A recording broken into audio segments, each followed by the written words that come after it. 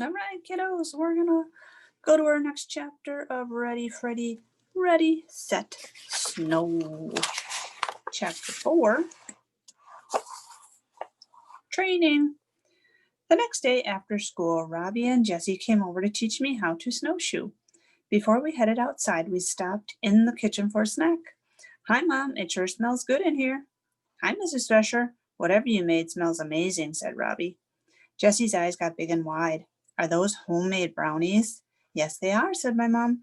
I thought you might need some extra energy for your training session today, so I made you a special treat.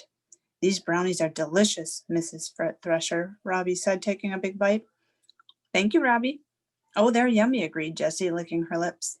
Well, I think it's very sweet of both of you to help Freddie learn how to snowshoe. Freddie, you're lucky to have such nice friends.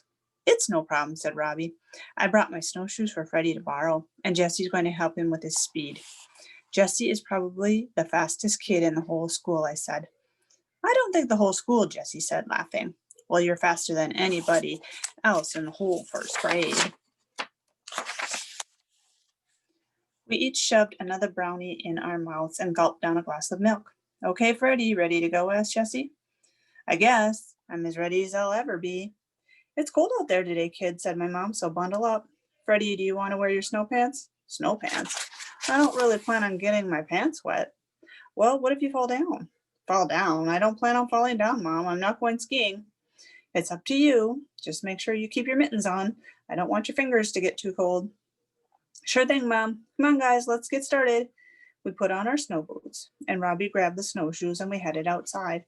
Brr, it's cold out today, I said, shivering. I breathed out a puff of air. Hey, look, you can see my breath. It looks like a dragon's smoke, said Robbie. Do you think there really are dragons? Asked Jessie. There's no scientific evidence, Robbie explained. Robbie knows everything about everything. He is like a science genius. They're just made up creatures from stories. That's too bad, because I'd love to see a real one, Jessie said. Enough about dragons, said Robbie. Let's get started. First, you have to stick your foot in here, he said, pointing to a little opening in the front of the snowshoe, just like you're putting on a slipper. Then you tighten the strap around your ankle. It's really very easy. Robbie put the two snowshoes on the ground and I slipped my feet into the holes. So far, so good. Now just fix the strap around your ankle. You want to make sure it's tight enough so that it doesn't fall off. Then I bent to tighten the strap. I fell over and landed in the snow. Ha ha, Jessie giggled. You don't snowshoe on your behind, Freddie. You have to stay on your feet. Very funny, I said as I got back up.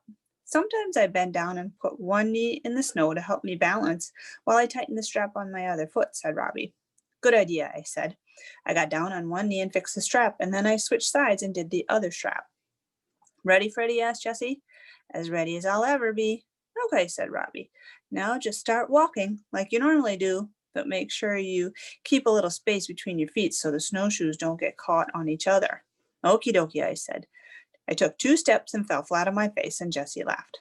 I sat up and wiped the snow out of my eyes and my mouth. You're supposed to walk on the snow, not eat it. Very funny. Here, let me help you, said Robbie, and he gave me his hand and pulled me up. Remember what I said, just make sure you keep a little bit of space between your snowshoes. This time I went about 4 steps before my feet crossed over each other and I crashed. I'm never going to be able to do the race, I moaned. Yes, you are, said Jessie. Just get up and try again. This time I think I took about 10 steps before crashing. See, said Robbie, you're already doing a lot better. But I still keep landing on my behind. Oh, don't give up. It just takes practice. After about 20 minutes, I was able to go pretty far without falling down. Now it's time to try running, said Jessie. Running? Are you crazy? I can't run in these things. Yes, you can, Freddie. You just lift your feet up a little more than you usually do when you run. Like this. Watch me. Jessie ran once around the yard. Now you try it. To my surprise, running was actually a little easier than walking. You're doing great, said Robbie. Don't stop. Keep going.